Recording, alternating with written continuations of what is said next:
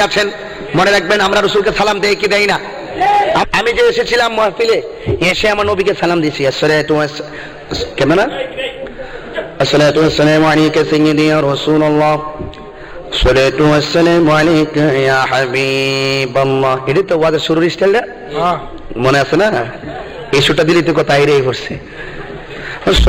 আরেকটা আছে আবু সুফিয়ানের সুর, আসসালাতু ওয়াসসালামু আলাইকা ইয়া রাসূলুল্লাহ, الصلاة والسلام عليك يا حبيب الله، والصلاة والسلام عليك يا شفيع المذنبين।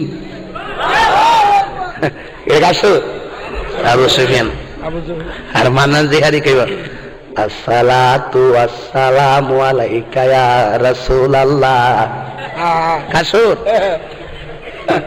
আর রেজভি সব বলবো আসসালাতু আসসালামু আলাইকা ইয়া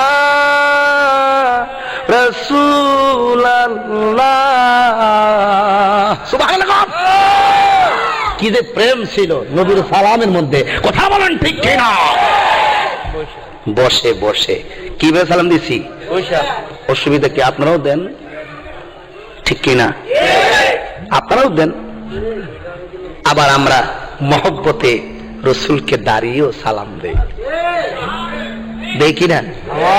দেই কিনা? আমরা বিশ্বাস করি রসুল আমাদের সালামের আওয়াজ শোনার অধিকার আছেন, আমরা দলিলে পেয়েছি। রসুল আমাদেরকে দেখার ক্ষমতা আছে, আমরা দলিলে পেয়েছি। কথা বলেন ঠিক কিনা?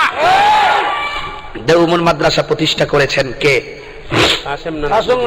মাশাআল্লাহ, আলহামদুলিল্লাহ, আবুল কাসেম না তবে উনি বলেছিলেন আমি স্বপ্নে দেখলাম রসুল এসেছেন, এসে রসুলরা লাঠি মুবারক দিয়ে দাগ দিয়েছেন, আমাকে বলেছেন আমি মাদ্রাসা বানানোর জন্য। আমি সকালে উঠে দেখলাম দাগও আছে, লাঠি মুবারকও। সুবহানাল্লাহ বলবেন না? যারা দেওবন্দ পড়েন তবলিগ ভাইরা, কওমি ভাইরা দেখছেন ঘাটে ঘাটে দলিল আছে। আপনারা তর্ক করবেন না, তর্কে যাবেন না। দেখেন তাইলে আপনাদের বিশ্বাস করতে হবে নবী আসতে পারে, অন্ততপক্ষে এই দলিলটা মানেন নবী আসতে পারে। তো